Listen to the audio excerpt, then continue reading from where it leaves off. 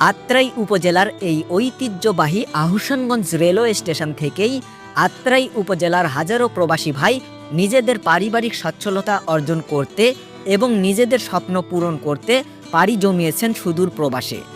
ভালো থাকুক সেই সকল মহৎ ব্যক্তিগুলো যারা রেমিটেন্স পাঠিয়ে বাংলাদেশকে অর্থনৈতিক সমৃদ্ধি এনে দিচ্ছেন। সুদূর প্রবাসে অবস্থানরত রেমিটেন্স যোদ্ধা সকলকে জানাই আত্রাই উপজেলা ফেসবুক পেজের পক্ষ থেকে হাজারো সালাম। আপনাদের দীর্ঘায়ু, নেক হায়াত এবং সর্বমঙ্গল কামনা করছি, আমিন।